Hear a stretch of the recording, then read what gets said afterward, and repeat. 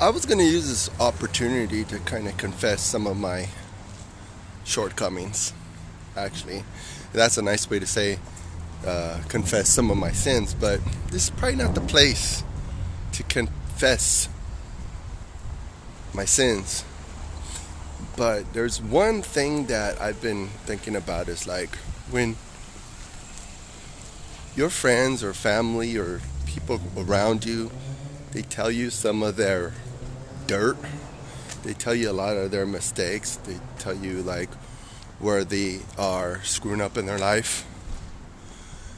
If you're a Christian, especially, actually I'm talking to Christians because, you know, there's probably a lot of Christians that watch the internet machine and get ideas and whatever, but do you take that knowledge? Do you take what your friend or family member told you? Do you use it for opportunity to talk about them? Or use it for opportunity to maybe even mention them in like a third person so you can feel better about yourself when you're talking to certain people? I was listening to a motivational thing on the internet last night, and one of the things was like, do you use certain knowledge for a time to draw close to God and to pray for your friends or your family? Or do you use certain knowledge to maybe even have the opportunity to talk crap so you can feel better about yourself? I mean, it's pretty clear to me that I've done stuff like that, and I want to help others around me. Just like when I talk about my divorce situation, I tried to present all the information about my two ex-wives in a way that I'm not trying to put them in a bad light, because the fact of the matter is that, you know, I was a common denominator in both of those situations, so I can't be talking crap about them. Like my last ex-wife, she may have had good intentions. I don't know. I don't know her heart. God knows the heart. That's why when we have situations that we want to have revenge, those are the times that we need to really check ourselves and to be like, wait a second. Am I the one that's going to cast the first stone? Well, there's a lot of good stories in the Bible that will help you kind of better understand why we aren't to take revenge, why we aren't to be angry. Or we could be angry, but we are really supposed to take our own justice.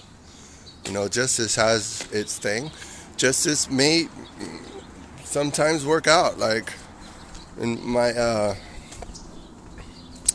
divorce situation, that was something that I thought there was a little bit of justice done, but again, that's one of those things. I think I was who was that? Not anyways, one of the fathers of the United States said that law only works for moral people. If you have no morals, law's not going to work. So with that all said, it's how do you really measure justice? How do you really measure those things that sometimes you may be a little bit confused about? How do you create a standard that you could live by? How do you create a standard? That's why I like when I'm talking about when a friend or family member or an acquaintance or anybody, they tell you something really kind of in confidence, Do you betray their confidence? Just like it says in the Proverbs, a fool will betray confidence. Like, even fighting fair. Let me give you an example. Like, my ex-wife, she'd never fought fair. She fought, even if she was dead wrong, she will fight to win. She will, like, bring up my past. She'll bring up the things that I tell her in confidence. And that's not a fair fight at all. So it has to do with maturity, probably. A lot of maturity. Like, how mature are you when it comes to hearing people's dirt? How do you address it? Do you try to help them? Do you try to love them and care for them? Do you try to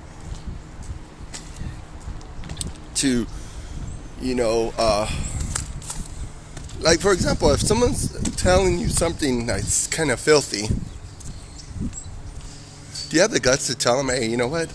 I don't really need to be hearing this right now because it's kind of not.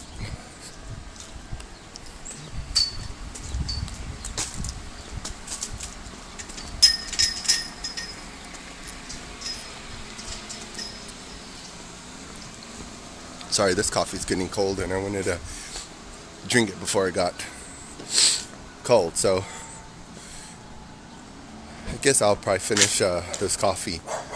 But if you take away anything from this quick little vlogging on a Friday, one of my entries in my vlogging history, when people tell you stuff, try to pray for them instead of talk about them. Talk about them to Jesus, because Jesus is the one that could do something about it. And ultimately, you're changing your own heart. What are you doing to change your own heart and mind to be a better person? God does do the changes. So be wise and smart.